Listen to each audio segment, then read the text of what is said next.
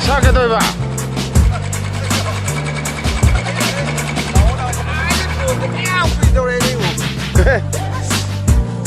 Chathongi church sing thumu budo.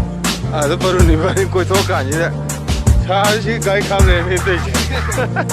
Berani si. Berani.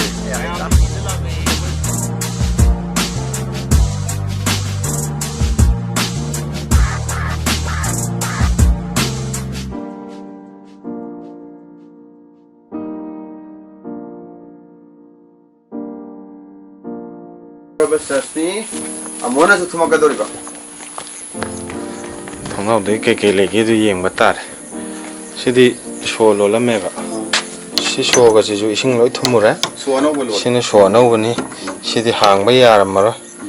Thumjal bugi. Kolin kare. Si mathak se. Church ki manung da lei ba photo ni se uri ne.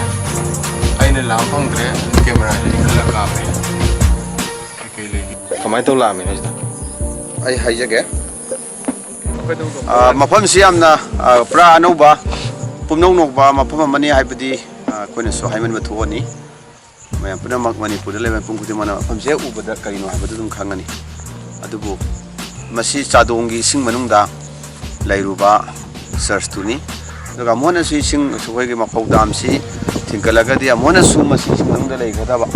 Aduna ikoi karamba sahida mona masi amon uwa phangdage haibagi chapchaba do haiba ngamdraba dugumba yamna khunji khunja singnadi mokhoigi thawai mangni na khanjaba khoigi prabhu jisu ge dugumba church tuni khale khoina sangjare ise som tumu khongbo somdagi changda yam sange aduga lambi jo to yamde phataba so ba ko mayama aduga mayai ji tong khala kanda ana lambi khudung thiba duwa mafam sigi phajaba su tongan ba top top ma hanadagi leijabadu hogiti sing manung da leiru buduna maram marago pa pa ji kang kang ba fiba amakha ga khu bo phangjai adana sing si amona thingala kada ba leibani na ta sengna mafam si yobi ninga gadi hojiki hariba mong ani da hoi chadong nonggi sailam dagi la ganda hi tonga lan bi ba ma natraga kitang kare hena gari gumba thoba khotpa gi kanu leraga su khoi turi landa bi ta gari rom da thorga sona kan wang rom dagi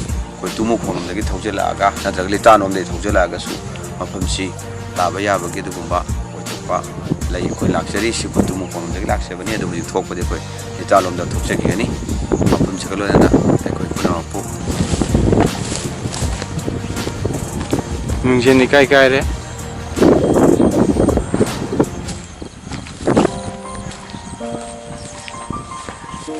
Thongnau te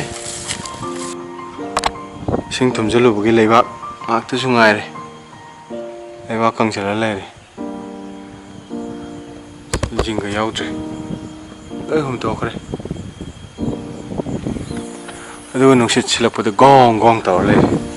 Sina church ki side view. Church ki manung yenge mapan gi khare yenge photo khare kape adu si sidagi ason lan thok paje bot ta gari hapa lan bi ai hai gari cha hapa lan bi ai hai moi mina ha pa pesa kya lo no di adu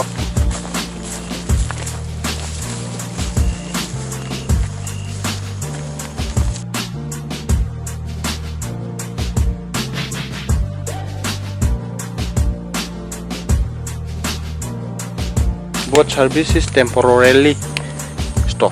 Hoina mayam lang itu di si urja gaji sona kan dane. Yam lapi. Yam to sena kilometer ani muki chang na pangoni.